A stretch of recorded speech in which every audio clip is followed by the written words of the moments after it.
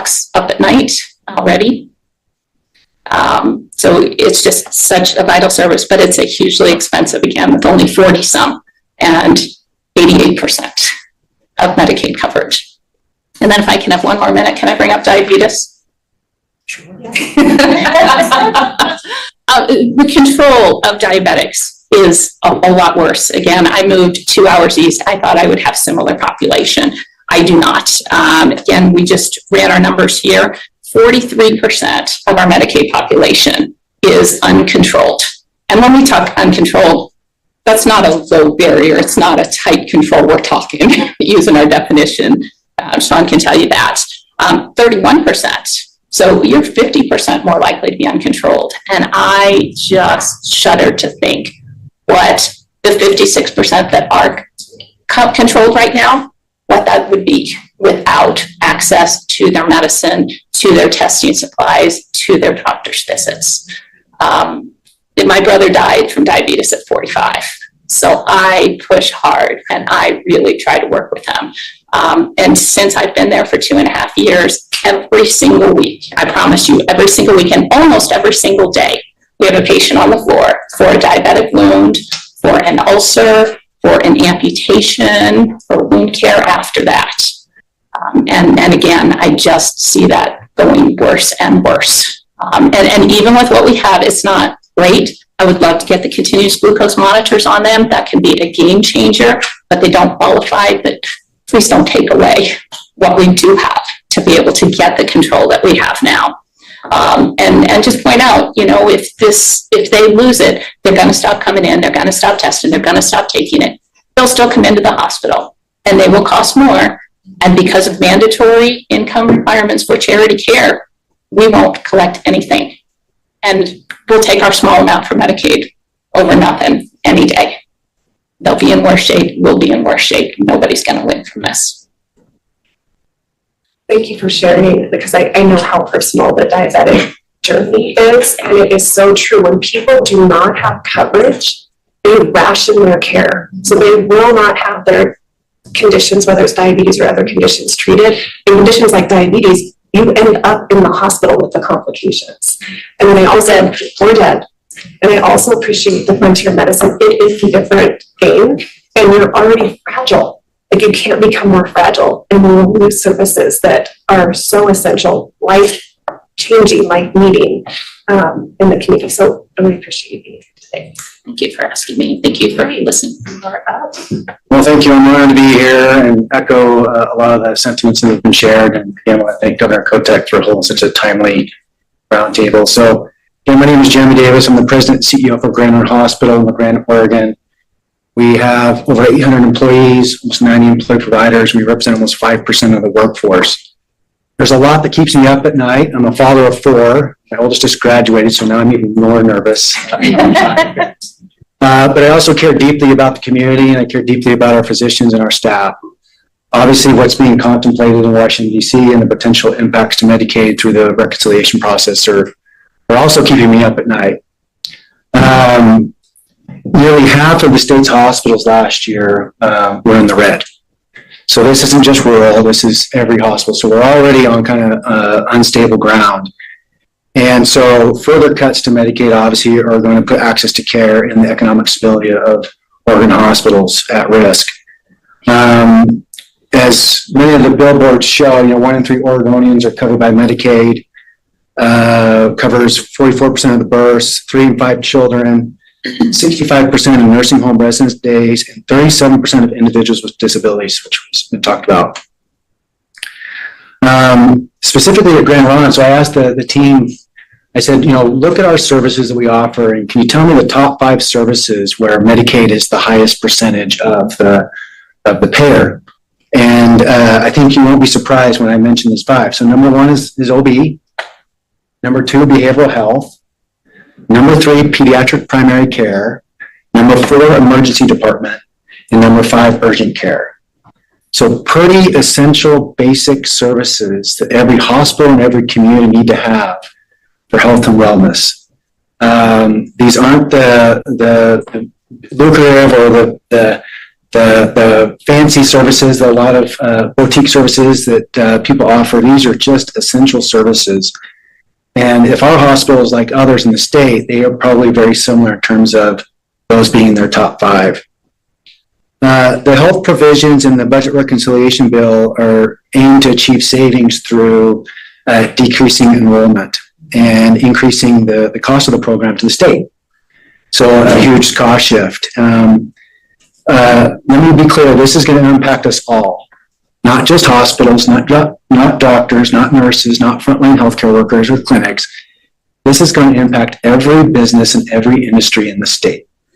So making it difficult for small businesses, for manufacturers, other industries to recruit talent to the state. It's going to be very, very hard. And then obviously if passed, we expect that the ranks of the uninsured is going to grow. And as we already talked about, these uninsured are going to delay healthcare services, and then they're going to show up in our ER. And then we're going to have to rely on the heroic efforts of our staff to do more work in the ER, likely uncompensated, that are going to put further pressures on the hospitals. Simply put, in my opinion, these cuts to Medicaid are going to impact lives and livelihoods across the state. Last year in Oregon, Oregonians visited hospital emergency departments more than 1.5 million times. This is a new record in the state. So I just shudder to think what's going to happen if these Medicaids go through. That number is going to continue to climb and climb. An interesting statistic that I came across, and it might be a little dated because I know that the Senate just recently released some new potential cuts that are going to make it even more. But this statistic said that saving $1 through Medicaid cuts could cost $5 in negative economic impacts in a rural community. I want to flip that narrative for a brief second. This almost is saying that for every dollar invested in a rural hospital or a rural healthcare provider, we're creating $5 of value. I think that shows the ingenuity and the creativity and the commitment and the dedication of our rural providers and frontier providers to take limited resources and do the absolute best and most that we can. And to have those resources cut undermines our ability to increase life expectancy and lower healthcare costs for not only Oregonians, but Americans across this country. So again, I'm grateful for the opportunity to be here, very timely, and I'm deeply concerned that further cuts are going to make it very hard for hospital administrators like myself to continue to offer the breadth and depth of services that we currently provide. Yeah, thanks for being here and highlighting the breadth of the impact these cuts could have beyond the healthcare system and the rising uninsured population, which is what we've been working for the last 10 to 15 years to counter against. We've had that before, and it was very difficult and challenging and had all the consequences that your data is sharing, and we've moved beyond that, so we need to protect what we have. All right. Okay. Not least. Again, thanks for the opportunity to be here, and thank you, Governor, for all the work you've done and the commitment to providing as much health insurance as we can in the state up to this point. So thank you very much.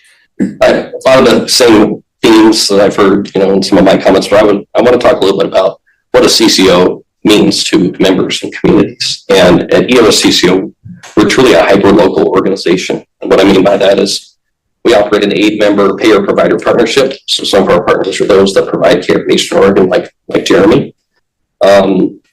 We provide, since 2012, we provided care to underserved Eastern Oregon residents that is good, and I'd say sometimes often better than what you might get in other parts of the states, because you have to do, like Dr. Selby, she's got to do all kinds of different things, right? And Jeremy's providers have to do all kinds of different things, and others in the room here that you may not have in an urban area. You're doing more. And so sometimes I think that can be often better. Since our founding, and because of Oregon's CCO model, we've been able to reinvest significant savings we've generated back into the Eastern Oregon communities to really become an economic engine for these local communities. I never thought that would be the case when we started the CCO model back in 2012. And just to give you an example, some of our investments range from enhancing payments to primary care providers who serve on the front line at delivering high quality health care, workforce investments. So we partnered with our state and rural universities in the areas of things like community health worker and healthcare interpreter training and certification through a partnership with Oregon State University College of Health. Many of those folks that have gone through those programs are Oregon Health Plan members. And those are the people we want served in these roles. Scholarships at Eastern Oregon University for students to earn behavioral health degrees, developing a pipeline for the next generation of behavioral health clinicians. They had their first course of 25 residents to get a master's certification. Many of those folks were from Eastern Oregon. Some of those were current Oregon Health Plan members. We've made tons of investments in social determinants of health with projects chosen by the local community. So we provide a VeggieRx program in nearly every county where residents can get prescriptions for healthy fruits and vegetables, and we'll get those filled at local markets. So obviously we're very concerned that the significant reductions in covered lives, which will result, I believe, in reductions in provider reimbursement. And those two things will have a significant impact on rural and frontier communities' ability to maintain services, or in worst cases, we've talked about potential closures of hospitals, which, knock on wood, we've all heard about rural hospitals closing across the country. That has not happened yet in Oregon, fingers crossed, but in part because of the CCO model having such an impact on these communities. So reductions in providers or services will have a direct impact on members. Quality of care, we talked about travel time that will increase to be able to see providers. That'll have a negative impact on their health outcomes. And further, these types of reductions will have, as Jeremy said, a direct impact on local communities where hospital providers are routinely the largest employers in these communities. And all those reinvestments that I mentioned, my fear is those will have to go away because we're going to have to use every dollar we have available to do the minimum, to take care of the members that we're going to end up having left to cover. So updates from the CCO perspective. Sean, I'm really glad you're here to give that perspective because the CCO model has been incredibly effective. And I love how you were able to call out how it gets phenotyped to the local community and tailored to the needs of the community, and that flexibility is unique in Medicaid programs. And so thanks for sharing that perspective. So I'm going to pass it to you for questions. I want to say a few things to all of you and then see if there are any other final comments or other questions before we wrap up. But first of all, I'm honored to be here with you and hear your stories and hear what you are trying to do in communities and for your families. If anything, it just makes me more angry. So thanks a lot. So I was thinking as I was listening, everyone, we remember what it was like when we cut the Oregon Health Plan. Some of us have been around long enough that before we came up with the way to help pay for Oregon Health Plan in the state, which is the provider assessment, which is now being threatened by Congress to reduce the way that funding mechanism works for our states. When we cut the Oregon Health Plan, not we, but all of us globally during one of the recessions, this is prior to the Great Recession, we saw what happened. Families were hurt. Crime went up because people lost their care for behavioral health care, for example. We had police officers coming in. It's like, I'm seeing more people in need because they don't have health insurance. Like, there was an immediate impact when the health plan was cut. Not to mention folks who were doing in-home care or nursing home care. Like, people just got hurt, period, plain and simple. So we learned from that. Came up with provider assessment. The Fed said you could use this to help fund in a state federal partnership to pay for the health plan, and we did that. We have the best Medicaid program in the country, if you ask me. We know how to control costs. And I think what's really interesting is I don't know what they think in DC. This is not a luxurious program. We make it work, right? The rates should be higher. Money going to family providers should be higher, right? We're doing a lot with what we have, and this is just going to devastate that.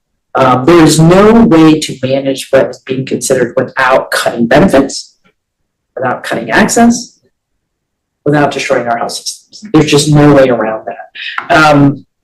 And I think it's really important the way you were all talking, how everyone is impacted. I think some people are like, well, I'm not on the Oregon Health Plan. Why should I care? Well, if we don't have the Oregon Health Plan for folks to pay providers, hospitals will close, services will be diminished. So you can have any kind of insurance you want or pay for it by cash, you will not have it. So we're all impacted by that. And every business, every industry is impacted because we're all integrated here.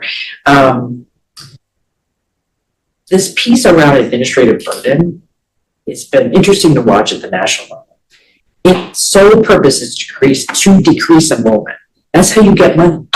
It's getting people off the program because you make it so hard to stay on. That's a problem. And I'm sure, I mean, you all know people, you know yourselves, that you are hardworking, contributing people to the state of Oregon. And this idea that you have to go through additional hoops to get basic care is cruel. And I think that's what we're hearing from DC right now. And as you all noted, we already have healthcare deserts. Even despite how innovative and creative we are, we still have parts of the state that don't have care. And that is not going to get any better with the cuts that they are considering. And I wrote down that nobody is going to win from this quote. So thank you very much. No one wins from this. This is not about bureaucracy. This is not about a lazy, group of folks. This is not about a program that is so, massively luxurious that we're all somehow all getting rich off of the Oregon Health Plan Medicaid program. That is not what we're doing. On the SNAP side, we will literally have people going hungry. That $28 benefit, unfortunately, it should be higher, but that is the federal program, right? That $28 is keeping that person fed. Yeah. The month, in addition to the food bank, in addition to all the things, right? So, and I could go on about SNAP, but so I really appreciate the stories. I thought the piece about EMS is really important. I think the idea that our healthcare system's like, am I going to have any influence in my community if we have these cuts? And it is about everybody. It is about everywhere going and getting the care they need, because we're all impacted when people don't have care. Can we talk just briefly about the administrative burden? We have tried to make it easier. We've tried to make it consistent. Like, you're on, you stay on for a certain amount of time. What we're hearing is they want people to be on, on a much more regular basis, which we know people are going to fall through the cracks. Any things to share on the administrative burden side?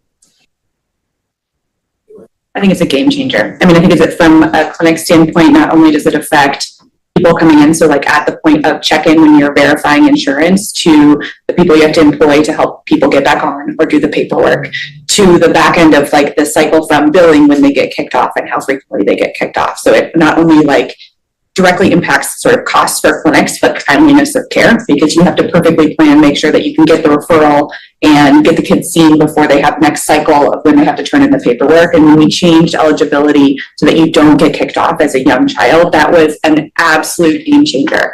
And it really meant that we could have solid continuity of care. You could stay with the same provider. You could follow through on all the services. You could get all the interventions you needed without these critical gaps. And before, over and over, when we didn't have that, we saw gaps, because as a busy working parent who has lots of other things going on, it's hard to get the paperwork in exactly on time. And the more hoops you put in, the bigger the gaps. And so we saw that, and I agree with you. We are in a great spot. That young age group of not kicking kids off every 30 days was dramatically game changer for pediatrics. And it does save money for the program. Agreed. And the amount of work it has to do to just check those boxes and follow all the rules, I think is, I'm not on that side, but I would imagine is substantially more than just keeping them on the program because they're eligible. If the work requirements as proposed go through, it will take quite a while just to upgrade the system at the state to actually add that eligibility criteria. And I think we're talking at, what did they say, 100 million plus? Portion of the cost can range from 40 million to 100 million. Just to set up the staffing, the hours, the deprioritization of existing projects such as the HR center, labor, some of the early learning initiatives that the legislature has funded. We have to pivot to doing that. We don't do good stuff and it costs money, and then we just literally keep people. Yeah. Can I add to that? So I think there's also going to be an added burden to communities of color, our immigrant community, non-English speakers, the elderly. I help my parents on their Medicaid plan, and I'm their translator. I assist with the applications that are already kind of hard for them to fill out. So I think this work requirement is going to add a burden and disparity to those communities. Absolutely. Because of all the complexities that are going to be added. Yeah, thank you for that. The other thing is that we're seeing in the data that most Medicaid recipients are working or need to work requirement.